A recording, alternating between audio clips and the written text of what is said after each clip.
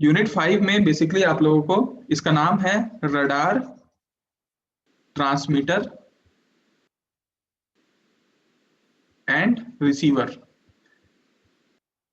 ये 5th unit है आपका, रडार को ट्रांसमिट और रिसीव कैसे करें। अभी तक आप लोगों ने ध्यान दिया होगा तो फर्स्ट यूनिट में हम लोगों ने बेसिक बेसिक रडार चीजें को देखी है कि रडार में ब्लॉक डायग्राम क्या होता है, रडार के प्रिंसिपल्स क्या होते हैं, उसके फ्रीक्वेंसी क्या होती है, वो हम लोगों ने यूनिट 1 में कवर किया था।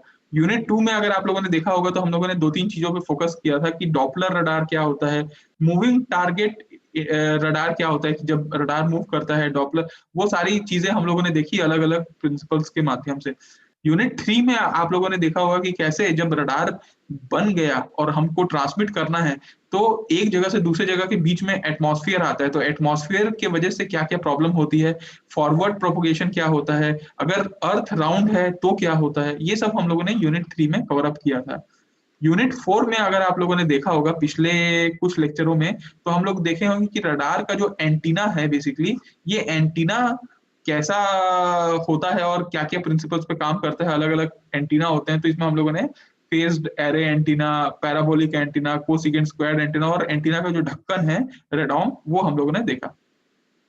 तो आप लोग अलग अलग आयामों के बेसिस पे आप लोग रडार को देख रहे हैं। अब फाइनली हम लोग यूनिट 5 पे आ चुके हैं और यूनिट 5 है कि रडार को अब ट्रांसमिट करना है और रिसीव करना है, तो उसमें क्या क्या चीजें होती हैं। तो देखिए इसमें आप लोगों का जो टॉपिक है वो मैं आपको बता देता हूँ। फर्स्ट टॉपिक इसमें बोलता है कि रडार रिसीवर क्या होता है। ठीक है, तो रडार को कैसे रिसीव किया जाता है, ये बेसिकली पूरा सुपर हेटेरोडाइन रिसीवर का पार्ट है, ब्लॉक डायग्राम के थ्रू समझना है। और सुपर हेटेरोडाइन रिसीवर मैंने आप लोगों को पहले भी फर्स्ट यूनिट में भी बताया था, रडार का जो ब्लॉक डायग्राम है उसमें। रडार रिसीवर, उसका जो नॉइस फिगर होता है रडार का, वो noise figure, super heterodyne receiver, SHD receiver. तो ये सारे जो छुटकू पुटकू टॉपिक हैं वो आप लोगों को फर्स्ट नंबर का टॉपिक है। सेकेंड नंबर का टॉपिक इसमें ये बोलता है कि आपको डुप्लेक्सर, जब एंटीना आ जाता है तो एंटीना में रिसीव भी करते हैं ट्रांसमिट भी करते हैं, तो वो फैसिलिटी डुप्लेक्सर के द्वारा मिलती है अपने को।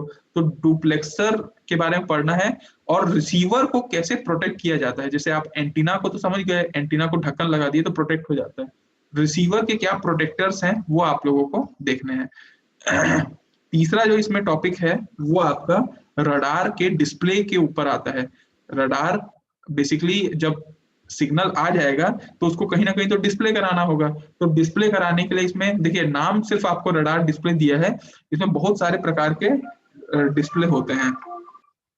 तो इसमें देखिए ए स्कोप रडार होता है डिस्प्ले, इसमें होता है आपका PPI scope, plan position indicator होता है, और इसमें आपका आरएचआई भी होता है, रेंज हाइट इंडिकेटर डिस्प्ले। तो ये सारे डिस्प्ले होते हैं, ये हम लोगों को देखना है, ये मोस्ट इंपॉर्टेंट टॉपिक है रडार डिस्प्ले। इसके बाद आपको ईसीएम जो इलेक्ट्रॉनिक काउंटर मेजर और इलेक्ट्रॉनिक काउंटर काउंटर मेजर होता है, ईसी सीसीएम, ये आपको देखना है। बेसिकली ये जैमिंग वगैरह के लिए यूज होता है कि कैसे हम लोग रडार से बचा जा सकता है, जैमिंग कैसे किया जाता है। और फिर आपको फिफ्थ टॉपिक में आपको कुछ बड़े बड़े चीजें देखनी है, जैसे लीनियर बीम पावर ट्यूब्स। तो लीनियर बीम पावर ट्यूब्स आप लोगों को पता होगा कि जो पावर ट्यूब्स होते हैं, जो लीनियर बीम होते हैं, वो कौन से होते हैं। ट्रैवलिंग वेव ट्यूब आपको पता होगा, टीडब्ल्यूटी, ये पढ़े होंगे। इसी में आपको सॉलिड स्टेट पावर डिवाइसेस भी पढ़ने हैं, सॉलिड स्टेट पावर डिवाइसेस, क्योंकि ये सब रडार ट्रांसमीटर में काम आता है। तो सॉलिड स्टेट पावर डिवाइसेस आपको पता होगा, क्लिस्ट्रॉन होता है, reflex klystron, two cavity klystron वगैरह, ये सब इसमें यूज होते हैं। और फाइनली आपको ये पढ़ना है मैग्नेट्रॉन। तो मैग्नेट्रॉन के बारे में भी पढ़ना है। तो देखिए कायदे से देखा जाए तो इस पूरे चैप्टर में ये वाला जो पोर्शन है आपका रडार रिसीवर वाला, जो सुपर हेटेरोडाइन रिसीवर, ये आप लोगों को कम्युनिकेशन में पढ़े हो। डुप्लेक्सर आप लोग मेरे ख्याल से इसमें पढ़े होंगे, माइक्रोवेव में। रिसीवर प्रोटेक्टर हम लोग जरूर पढ़ेंगे। रडार डिस्प्ले हम लोगों ने पहले कभी नहीं पढ़ा, तो इसको हम लोग जरूर पढ़ेंगे। ईसीएम एंड ईसीसीएम जरूर पढ़ेंगे। Linear beam power tube, TWT, klystron और मैग्नेट्रॉन, ये भी आप लोगों ने माइक्रोवेव में पढ़ा है, तो ये भी हम लोग कोशिश करेंगे कि बाद में पढ़ें। तो मेरा जो एरिया है इस पूरे 5th यूनिट में, वो आप लोगों को ये टॉपिक पढ़ाना है, ये टॉपिक और ये टॉपिक, ये तीनों टॉपिक पढ़ाने के बाद मैं एज्यूम करूंगा कि मेरा 5 यूनिट कंप्लीट हो चुका है। और उसके बाद मैं ये वाला टॉपिक भी, जैसा आकांक्षा बोली है मैग्नेट्रॉन समझाने के लिए, तो मैं ये टॉपिक भी बताऊंगा। और भी कोई आपको ऐसा टॉपिक लगेगा इस पूरे चैप्टर में जो पढ़ाना है, वो मैं आप लोगों को पढ़ाऊंगा। लेकिन ये मैं एज्यूम करने के बाद कि ये तीनों टॉपिक पहले कवर हो जाएं, क्योंकि मेरे को भी कई बार डिस्प्ले कराना होता है कि मेरे कितने यूनिट हो गए, और सबके यूनिट कंप्लीट हो जाएंगे तो फिर मेरे पे प्रेशर आ जाएगा कि तुम खत्म क्यों नहीं कर रहे हो। तो मैं पहले ही इसको खत्म कर देता हूँ, और उसके बाद हमारी क्लासेस हुई तो मैं जितना टॉपिक बोलोगे, अदर देन रडार भी अगर आप बोलोगे कि सर मेरे को ईडीसी पढ़ना है, मेरे को नेटवर्क पढ़ना है, सिग्नल एंड सिस्टम पढ़ना है, तो वो भी मैं पढ़ा दूंगा। लेकिन पहले मैं अपना सिलेबस खत्म करा दूंगा। तो स्टार्ट करते हैं आज का टॉपिक। वो टॉपिक है, मैं आज सबसे मोस्ट इम्पोर्टेंट टॉपिक इस पूरे चैप्टर का उससे ही स्टार्ट करना जा रहा हूँ। वो है आपका रडार डिस्प्लेज। देखिए, इस शब्द को सुनते साथ आपको ये समझ में आएगा कि बेसिकली रडार का जो हम लोग जो ट्रांसमिट और रिसीव कर रहे हैं, वो सिग्नल को कहीं ना कहीं तो देखेंगे। हमको कैसे पता चलेगा कि इस जो टारगेट है वो किस जगह पे है, कहाँ पे है। बहुत सारी अलग अलग चीजें हम लोगों ने देख ली हैं कि हम कैसे मूविंग टारगेट को डिटेक्ट करें, फलाना करें, ये वो करें। लेकिन अब उसको डिस्प्ले भी तो कराना पड़ेगा। तो देखिए, बेसिकली जो भी रडार के इंफॉर्मेशन को डिस्प्ले करा पाए, जो रडार के इंफॉर्मेशन को जो भी डिवाइस उसको डिस्प्ले करा पाए, उस डिवाइस को हम लोग रडार के डिस्प्ले बोलते हैं, रडार डिस्प्ले। सिंपल सी बात, ठीक है।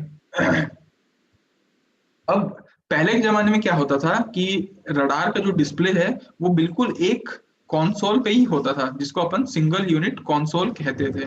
वो एक रडार पूरा एक बड़ा सा वो होता था, और उसी में सब कुछ होता था, और उसमें सारा चीज डिस्प्ले होता था अलग अलग प्रकार का। लेकिन अब हम लोग क्या किए हैं, अपने अपने जरूरतों के हिसाब से अलग अलग यूनिट बना रखे हैं कि भैया ये वाला जो डिस्प्ले है ये पोजीशन को दिखाएगा, ये वाला जो डिस्प्ले है ये आपका एलिवेशन को दिखाएगा। कभी कभी हम लोग 2-3 डिस्प्ले को मर्ज भी कर देते हैं।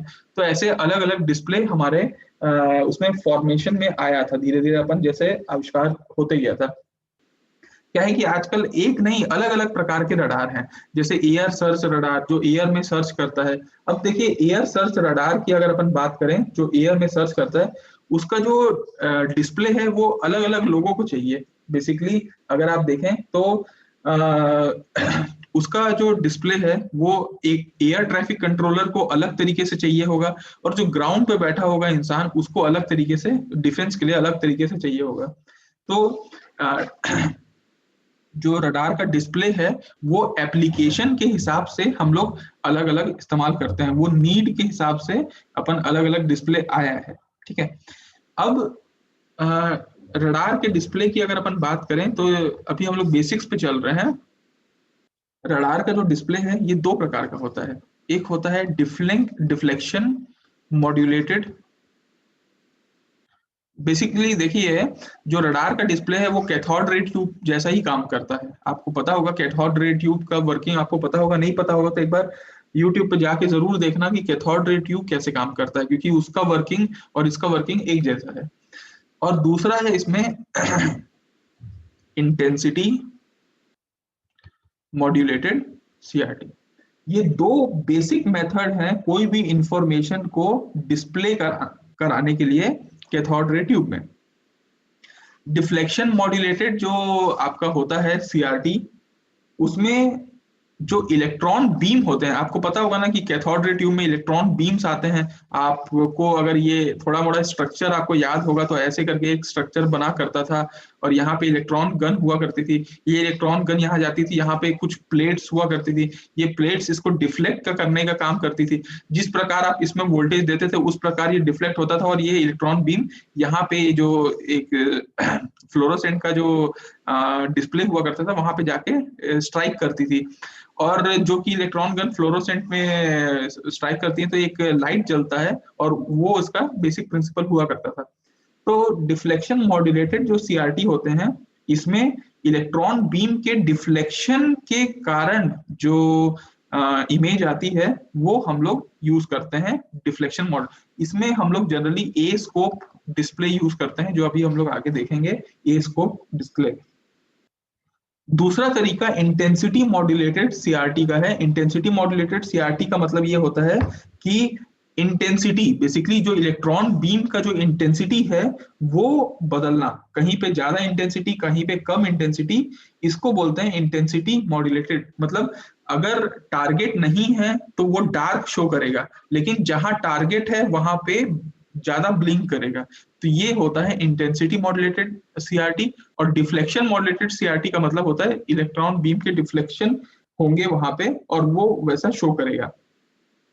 ये जनरली हम लोग इंटेंसिटी मॉड्यूलेटेड जो सीआरटी होता है, ये पीपीआई जो प्लान पोजीशन इंडिकेटर टाइप का डिस्प्ले होता है, इसमें हम लोग यूज करते हैं। तो लेकिन देखिए बेसिकली अगर आप बोलें तो डिफ्लेक्शन मॉड्यूलेटेड जो सीआरटी होता है ये काफी सिंपलर होता है, सिंपल सर्किट होते हैं इसके। और जितना हम लोग इंटेंसिटी मॉड्यूलेटेड में जाएंगे उसका जो कॉम्प्लेक्सिटी है वो बढ़ता जाता है। देखो अब हम लोग फर्स्ट टाइप के डिस्प्ले के बारे में बात करेंगे, जो है आपका ए स्कोप डिस्प्ले। ये बता देता हूँ, इस पूरे यूनिट का सबसे इंपॉर्टेंट टॉपिक्स में से एक है डिस्प्ले, रडार डिस्प्ले। देखो ए स्कोप डिस्प्ले कैसा दिखता है वो मैं आपको एक डायग्राम के थ्रू या फोटो के थ्रू बताना चाहूंगा। ये फोटो आपको मैं यहाँ से लाता हूँ, होप मेरे पास होगा। ए स्कोप डिस्प्ले, ए स्कोप है।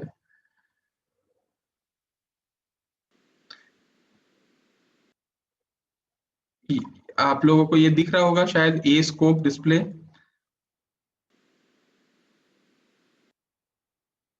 ये आप लोगों को जो डायग्राम दिख रहा है ये ए स्कोप डिस्प्ले कहलाता है, ठीक है। अ, देखिए इस पूरे डिस्प्ले में अगर आप ध्यान से देख पा रहे होंगे तो ये डिस्प्ले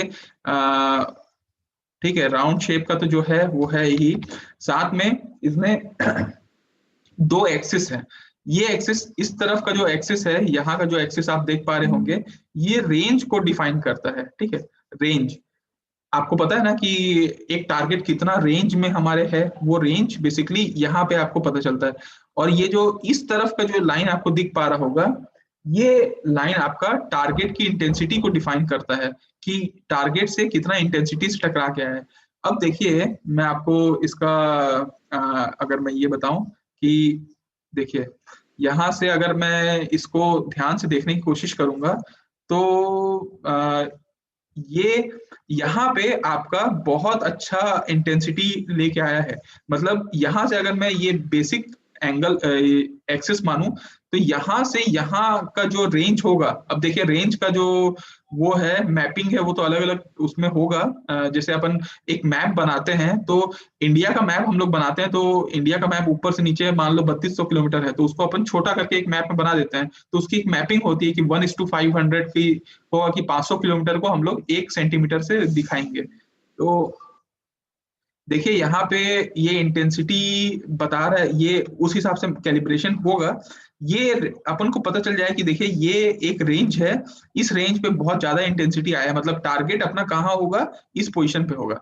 और ये जो है ना, ये जो डिस्प्ले है ये आगे पीछे होता जाता है। मतलब अगर आप देखेंगे तो ये एक बार आया, फिर ऐसे ये रोटेट होके फिर दोबारा एक बार स्वीप होके आता है, फिर स्वीप होके आता है। तो हर बार अपन को ये पता चल जाएगा कि ये अभी इस पोजीशन पे हो सकता है, टारगेट पास आ जाए तो अब यहाँ पे आ जाए, हो सकता है यहाँ पे आ जाए। तो हर बार अपन को ये रेंज पता चलते जाएगा। That is called a scope display. इसको हम लोग बोलते हैं बेसिकली ए स्कोप डिस्प्ले। आप लोगों को शायद इसको समझ में आया होगा कि ए स्कोप डिस्प्ले क्या होता है। तो आप लोग कभी भी ध्यान रखिएगा कि ए स्कोप जो डिस्प्ले है, ए स्कोप डिस्प्ले के बारे में आपको कुछ चीजें पता होनी चाहिए कि ये सिर्फ रेंज, ठीक है, और रिलेटिव स्ट्रेंथ। मैं रिलेटिव क्यों बोल रहा हूँ, क्योंकि देखिए आपको पता होगा कि बिल्डिंग्स भी होती हैं, कुछ और पेड़ पौधे भी होते हैं, वो सबसे भी सिग्नल टकरा के वापस आता है, जिसको हम लोग क्लटर बोलते हैं। तो उनके रिलेशन में इसकी इंटेंसिटी हम लोग निकाल रहे हैं, तो इसको बोलते हैं रिलेटिव स्ट्रेंथ। तो दो चीजें, ए स्कोप डिस्प्ले की अगर मैं बात करूं तो ए स्कोप डिस्प्ले रेंज को मेजर करता है और रिलेटिव स्ट्रेंथ को नापता है। ठीक है, रिलेटिव स्ट्रेंथ ऑफ इको। तो ये बेसिकली आपका कहलाता है। अब इस रडार को कहाँ यूज करते हैं, तो ये रडार आप लोग अभी अब देख पा रहे होंगे, तो जनरली देखिए ग्राउंड वेव में अगर आप देखें तो कोई टैंक वगैरह होता है या कोई शिप या कोई कोई आती रहती है, तो पास कितना पास आ गई कितना पास आ गई वो अपन सिर्फ रेंज से अपन मेजर करते हैं। अपन को उसके हाइट को, उसको एलिवेशन को अपन को नापने की कोई जरूरत नहीं पड़ती अगर ग्राउंड बेस्ड अपन देख रहे हैं। बस कितना पास आ गया ये हम लोग देखते हैं, रेंज से मेजर करते हैं। तो वेपन कंट्रोल रडार सिस्टम में बेसिकली ये टाइप का डिस्प्ले यूज होता है, वेपन कंट्रोल रडार सिस्टम में ये यूज होता है। ठीक है, जनरली ये बिल्कुल बेसिक, ये बेसिक इलेक्ट्रोस्टैटिक सीआरटी यूज करता है, इलेक्ट्रोस्टैटिक सीआरटी। ठीक है। ओके, तो हम लोग इसमें वोल्टेज देते जाते हैं और उस हिसाब से ये डिस्प्ले करते जाता है और ये स्वीप हो के आते जाता है। ये बेसिक इसका फिनोमिना है आप लोगों को। ओके, फिर अब हम लोग सेकेंड टाइप के डिस्प्ले में आते हैं। सेकेंड टाइप का जो डिस्प्ले है वो है पीपीआई डिस्प्ले। पीपीआई डिस्प्ले का मतलब होता है प्लान पोजीशन इंडिकेटर डिस्प्ले। इसको पैरेलल पोजीशन इंडिकेटर डिस्प्ले भी कहा जाता है, जनरली प्लान पोजीशन इंडिकेटर बोलते हैं, plan position indicator.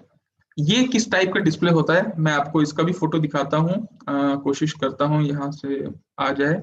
PPI display किधर गया मेरा पीपीआई डिस्प्ले, ये देखिए। ये आप जनरली फिल्मों में भी देखे होंगे, इसको अपन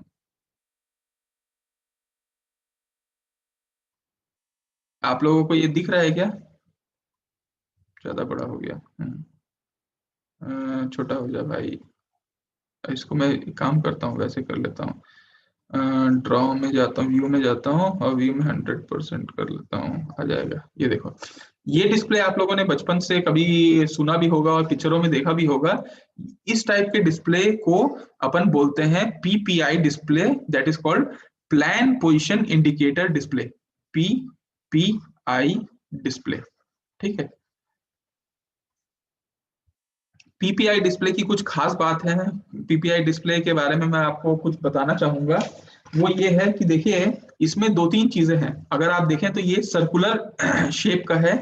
सर्कुलर शेप में आपको कुछ चीजें मिलेंगी, जैसे कि आपको ये आपको ये दिख रहा होगा कि ये आपका एक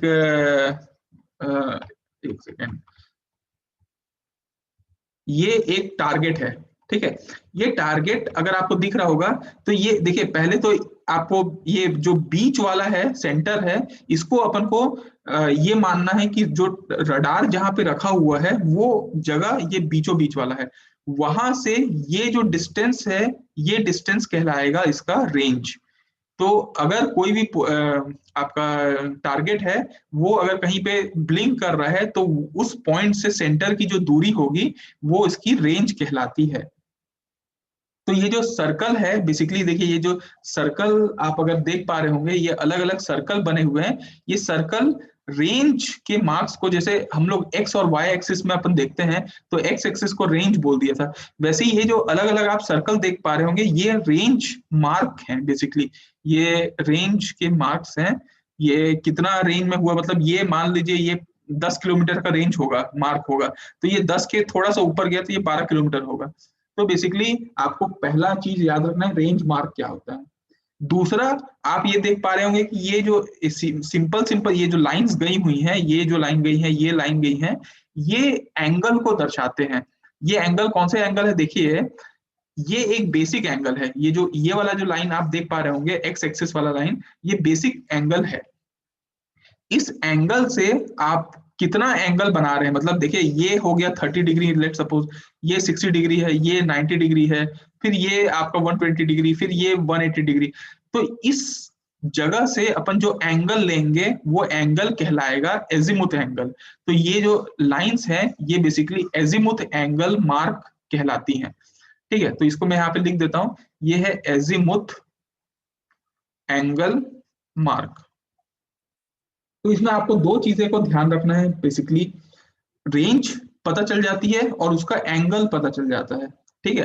तो पीपीआई डिस्प्ले के बारे में आपको कुछ चीजें जो आपको पता होनी चाहिए वो ये है कि ये एक पोलर कोऑर्डिनेट डिस्प्ले है।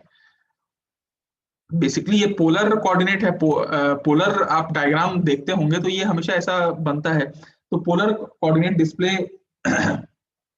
Of the area surrounding the radar platform, मतलब रडार प्लेटफॉर्म के आसपास का जो भी एरिया है उसको ये जो डिस्प्ले है वो डिस्प्ले करा रहा है। ठीक है।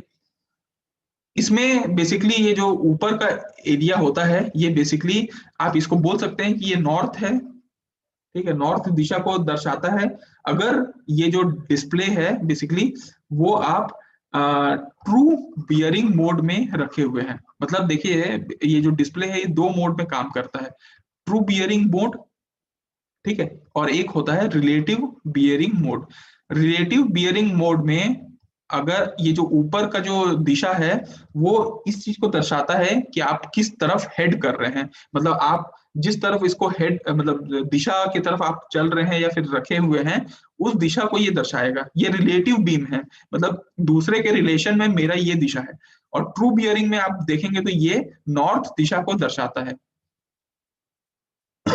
और जहां पे भी आपका ये ब्लिप करता है, ब्लिंक करता है, वो समझ में आता है कि उसका एलिवेशन एंगल कितना है और उसका रेंज कितना है।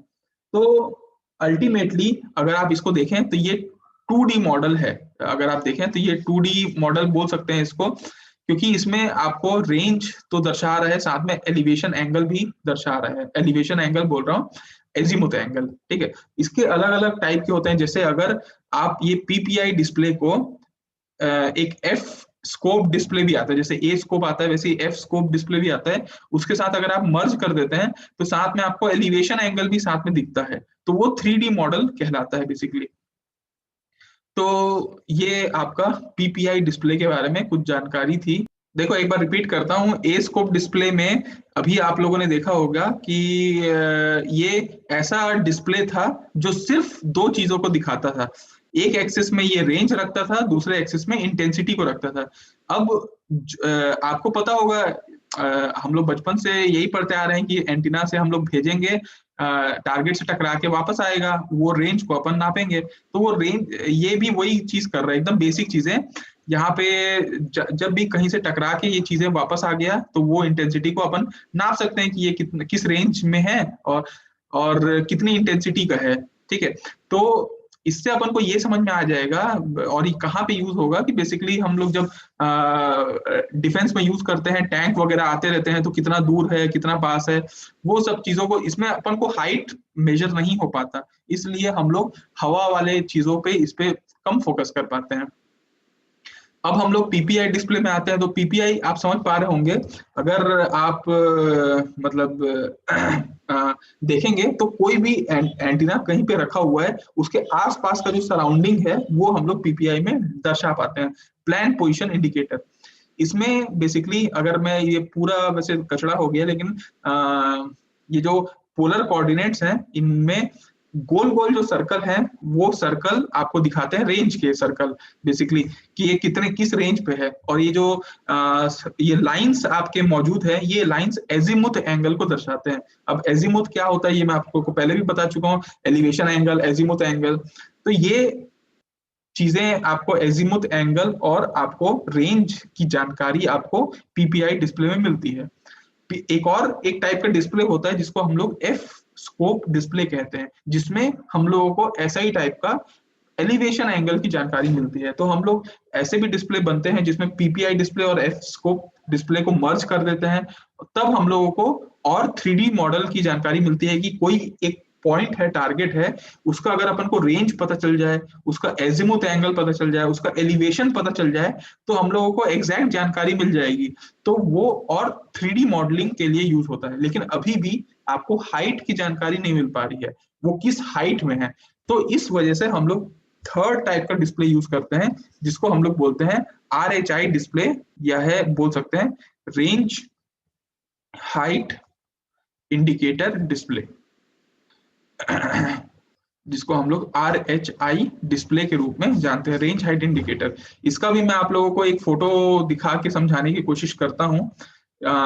इसमें हम लोग आते हैं फ्रॉम फाइल्स में, रेंज हाइट डिस्प्ले को अपन सर्च करते हैं, होप मिल जाए। अरे ये अटक क्यों गया। RHI डिस्प्ले, देखते हैं कैसा दिखता है ये। अगर आप देख पा रहे होंगे तो ये कुछ, इसको हम लोग 100% पे ले आते हैं। आपको